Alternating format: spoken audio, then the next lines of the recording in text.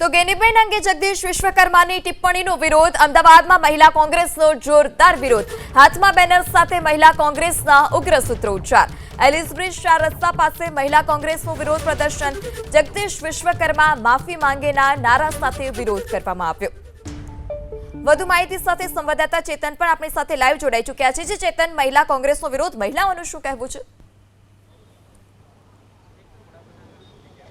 जी भाजप प्रदेश अध्यक्ष जगदीश विश्वकर्मा द्वारा कांग्रेसना गुजरातना एकमात्र महिला सांसद गेनीबेन विरुद्ध जे टिप्पणी करवामां आवी हती, जेने लईने कांग्रेसनो जे महिला मोर्चो छे तेमना द्वारा हालमां विरोध प्रदर्शन करवामां आवी रह्युं छे। आप आ सीधा दृश्योमां जोई रह्या छो।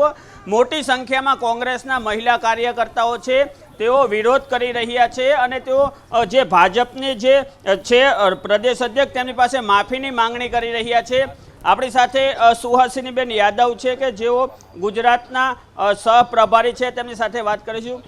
बेन, जो टिप्पणी की गई है प्रदेश भाजपा अध्यक्ष द्वारा, आपकी क्या मांग है? हमारी सीधी मांग ये है कि हमारी जो सांसद है और एकमात्र इकलौती सांसद है, महिला सांसद है, लड़ाकू सांसद है, जो किसी भी परिस्थिति में डरती नहीं है, उनका अपमान हुआ है और हमारे नेतृत्व ने भी इसका खंडन किया है। प्रदेश कांग्रेस कमेटी भी इसका खंडन करती है और हम मांग करते हैं कि बीजेपी के जो प्रदेश अध्यक्ष है वो तत्काल प्रभाव से इस्तीफ़ा दे और अपनी गलती स्वीकार करे और गेनीबेन ठाकुर से माफ़ी मांगने का काम करे, क्योंकि ये अपमान खाली गेनीबेन ठाकुर का नहीं है, तमाम उन महिलाओं का है, गुजरात की आधी आबादी का है जो गेनीबेन ठाकुर में अपनी शक्ति को देखते हैं।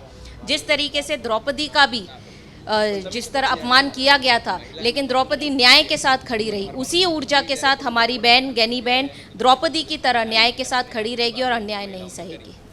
जी जी आ हता सुहासिनीबेन। तेमणे स्पष्ट जणाव्युं के जे प्रमाणे द्रौपदीनुं अपमान करवामां आव्युं हतुं ते प्रमाणे ज भाजपना प्रदेश अध्यक्ष द्वारा महिलाओनुं अपमान करवामां आव्युं छे।